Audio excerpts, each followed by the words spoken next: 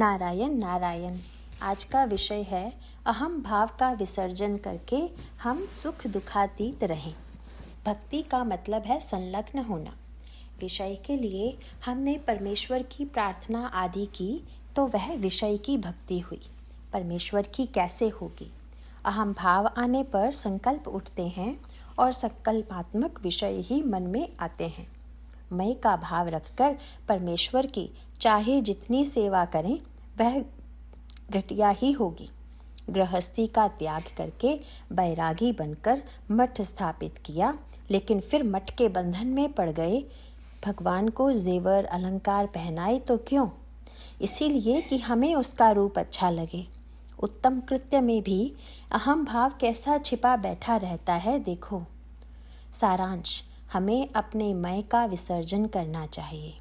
साधु कृतित्व परमेश्वर को सौंप देते हैं। वास्तव में हम कर्ता हैं ही कहाँ?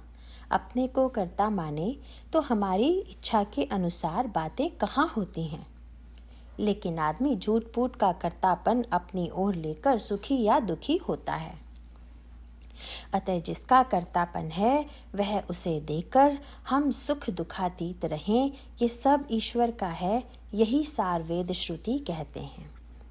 संत भी यही कहते हैं कि ये सब राम का है, वही सबका करता है। दोनों का कहना समान ही है। इस प्रकार की भावना दृढ़ करने पर सुख दुख भुगतने नहीं पड़ेंगे।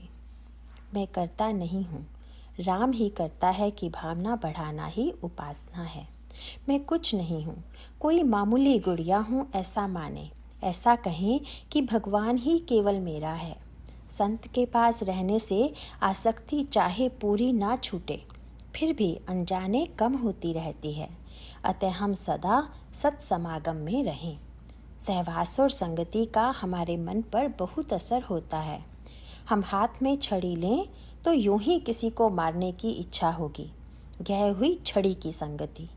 लेकिन हम हाथ में भाला ले लें, माला ले लें तो उससे जप ही करेंगे। माला से हम किसी को मारेंगे नहीं। हमारी पोशाक, व्यवहार, बोलने में सभी जगह संगति हम पर असर करती है। अतः हम सदा संतों का सहवास बनाए रखें। गाय जैसे बछड़े के पास आती है, वैसे संत नाम के पीछे आते ही हैं। वे नाम लेने वालों को खोजते आते हैं और उनके पीछे पीछे भगवान तो आएंगे ही, यह बात पक्की है। अस्पताल में गया रोगी जैसे डॉक्टर के अधीन हो जाता है, वैसे ही संत के घर पहुंचने पर हम उनके अधीन हो जाते हैं। अतः हम संत संगति में गए कि हमारा कर्तृत्व समाप्त हो जाता है, ऐसा मानना चाहिए। सत्संगति से साधक का विकास होता है। संतों की पहचान के लिए अनुसंधान के सिवाय और कोई साधन नहीं है। संतों को भक्ति का नशा होता है। वे हमेशा नाम में ही रहते हैं।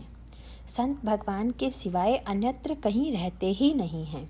इसीलिए वे संत बने हैं, अर्थात देवता स्वरूप बन गए हैं।